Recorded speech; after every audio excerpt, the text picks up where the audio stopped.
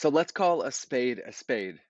Everybody complicates the customer journey, and it is the number one reason I watch businesses get stuck and not be able to scale. Customer journeys are simple. They require intention, some foresight, and then you delivering results so that they win. And in today's episode, I break down the three types of customer journeys that exist. Yes, there are only three of them, exactly what they are, and how to use them in your business. So without further ado, let's get into the episode.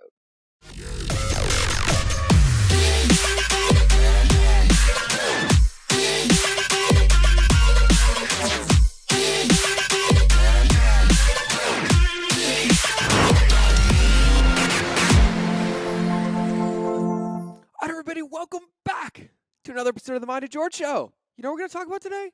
We're talking about customer journey because I have to, because that's what I do. I'm the king of customer journeys. That is my new self-proclaimed name, but it's really what I've been doing for 11 years. But I'm finally going to own that moniker.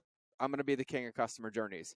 Ryan Moran nicknamed me the Oz. Somebody else nicknamed me Neo in the Matrix. I'm just going to be the king of customer journeys because I obsess about them. I love them because it helps people get results and it helps your company grow. But what's the biggest mistake I see? I see people overcomplicating them all the time. What do I build? How do I build it? What do you mean? Where do they go? What do I put into it? It's exhausting. And so today, I'm going to tell you very briefly exactly, well, that word didn't make sense there. I'm going to tell you very briefly the only three customer journeys that exist. And once you know the only three that exist, then all you have to know is which one you choose to build for your product, your service, or your offering. And that makes it really, really easy. And then when I make it really, really easy, there's no reason not to have one. And then when there's no reason not to have one, you have one. And then when you have one, it works. And when it works, your customers get results. And when your customers get results, they bring you more customers. You then have confidence in what you do, and then you can build and scale your business. So that's the game. So today, on today's Mind of George episode, on this Monday, this beautiful Monday, when I released it, you might be listening on Tuesday, Wednesday, Thursday, Friday, Saturday, or Sunday, but I do release it on Monday.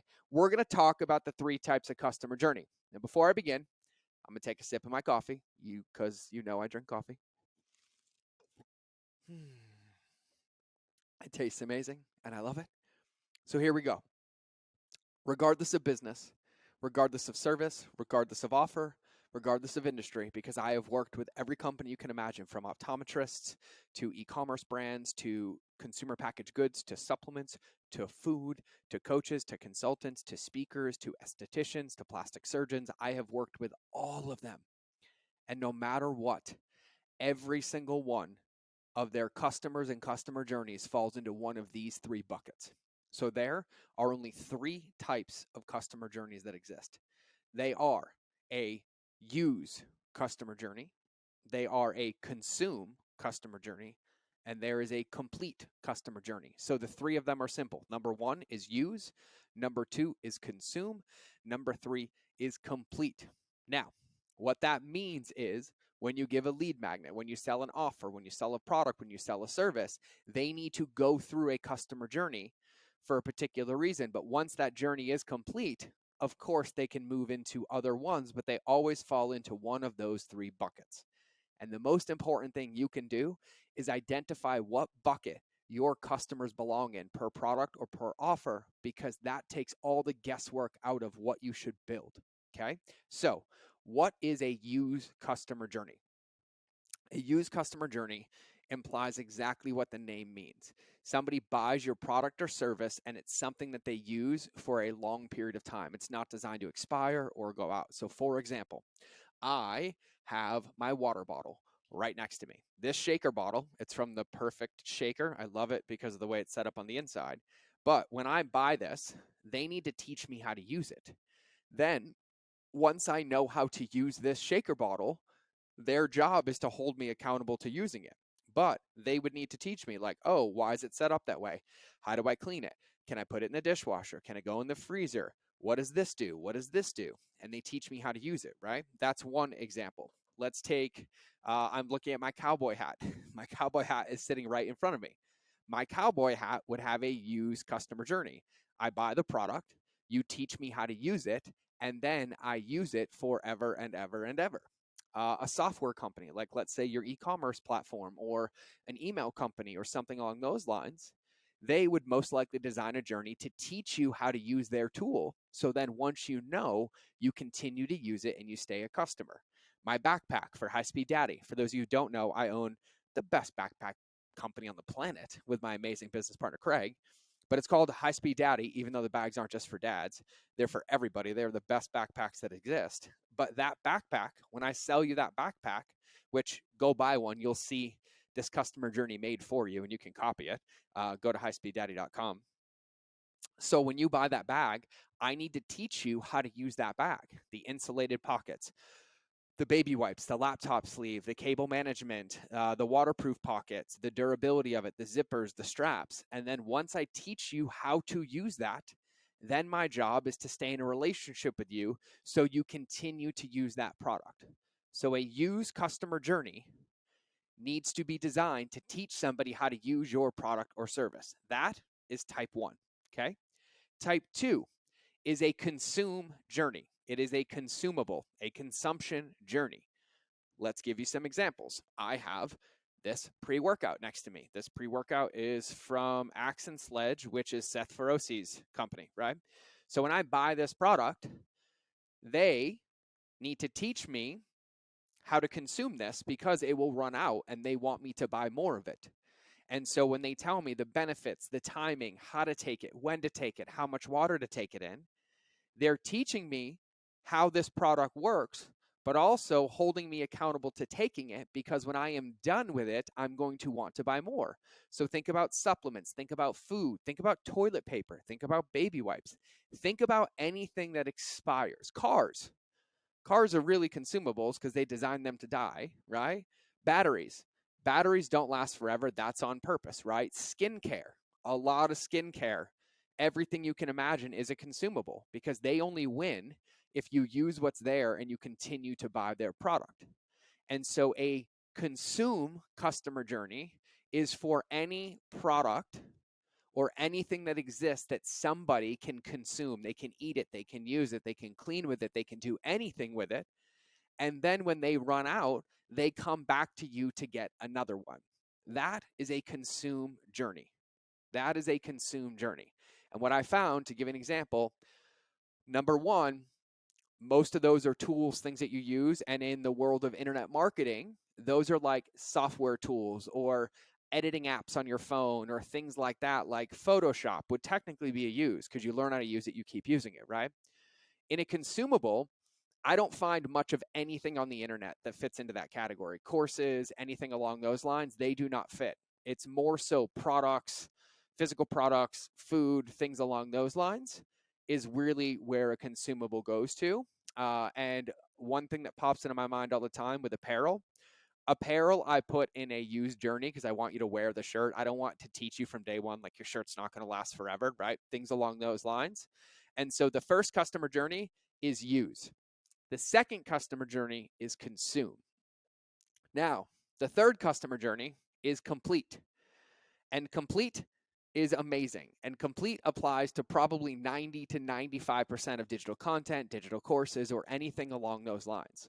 So, what is a complete journey? A complete journey is when you have to take somebody to a specific finish line. You have to take somebody to a specific finish line. Okay. And so they're using your product, your service to get somewhere because your journey would be designed around getting them to that finish line. So courses are easy, right? When you think about it, you're like, oh, I'm going to help you double your email list in 7 days. Well, I need to take you through all of those steps to get to that day 7.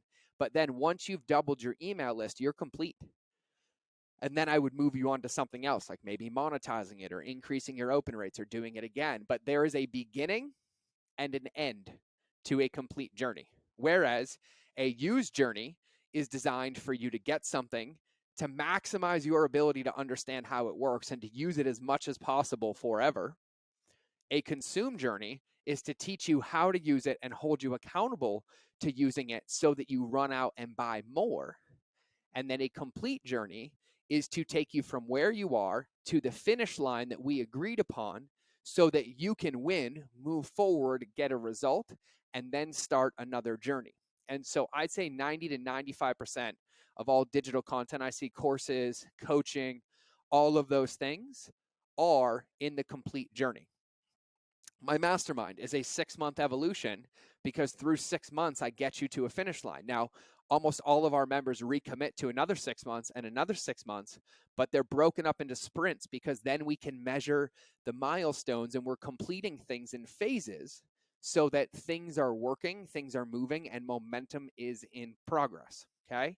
So, the 3 types of customer journeys, I want you to write these down because if your product, your service, your offer does not have something on the back end when somebody buys or gives you their email that fits into one of these 3 buckets, you most likely do not have clarity on your product, your service, your offering, or how you're going to get your customers to get to that point. So, number 1 is a use customer journey.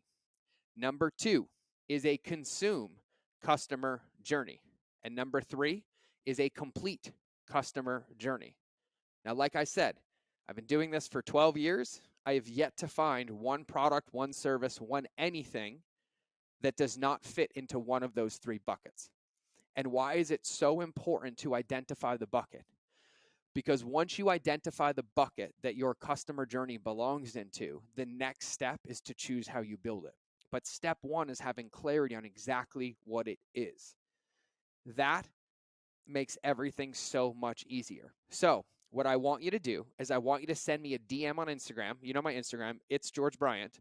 And I want you to tell me with your primary, your hero SKU, your hero offer, your hero anything, exactly what customer journey your main customer journey fits into. Is it use? Is it consume? Or is it complete? Because once you identify exactly which one it is, then you've laid the foundation for the easiest part, which is then design it to be built to then implement to do what I said earlier, which automates most of your customer journey, helps your client get results. Once they get results, they bring referrals. Once the referrals come in, you make more revenue. Once you make more revenue, you have a bigger impact, get to repeat the process. And that is how this game works. But in order for that to happen, you have to be able to identify what customer journey your customers belong into. And one important thing that I want you to note, I want you to notice that I didn't talk about, well, do you email it? Do you text it? Do you Facebook message it? The communication modality is just a medium in which to communicate. You're not there to be able to know which one to use until you're crystal clear on what the journey is going to be. And it starts there. So step 1 is identify the journey that you need to build or that needs to be built for your clients to achieve the maximum desired result. So, do they buy your product and do they need to be taught how to use it because it's a one and done? Do they consume your product and they need to be taught how to use it and held accountable to using it so that they run out and then get the results from using said supplement or protein or beauty care or whatever it is for the next 6 months or 12 months? Or do they complete it because you offered them the path to get to the finish line and you have to design a journey so that they can get to that finish line before they start their next journey? It's always only going to be one of those 3. I'm open to any more, but challenge me. If you have one that you don't think fits, send it to me on Instagram. I will respond. I will figure out where it fits, and I will give you some guidance on how to do it because I want to be challenged around this. So here's my ask. My ask is that you take this podcast and do me a favor, and you send this to 3 of your friends that have customers that could benefit from knowing which customer journey they need to be building and they need to have for their business, product, service, or offer to have a maximum impact. That is my ask of you today because we only grow if you share this. And so I'm going to ask you to share it. And so today, I want you to send it to 3 people who can benefit from this. And most importantly, I want you to send me a DM on Instagram with what journey your hero SKU requires so that you have crystal clarity or you're crystal clear. I like crystal clarity too. Or you're crystal clear on what needs to be built in the journey that your customers need to take in order to achieve the maximum results, both for them and then in turn you. And that's what we got on today's episode. So I'm going to wrap the episode. I'm going to go drink my nectar of the gods before our mastermind call. I hope you have an absolutely beautiful day. If you are coming to Montana, I will see you in Montana at the end of October of 2021. If for some reason we are in the future now and it's 2022 or 2023 and you're still listening to this, you missed out on that event, but there is probably another one. So make sure you keep your eyes peeled. But other than that, I hope you have an absolutely amazing day. Remember that relationships will always beat algorithms. And I will either see you in the next episode or you will hear me in your earballs. But either way, it's time to cue our awesome outro. Bye bye.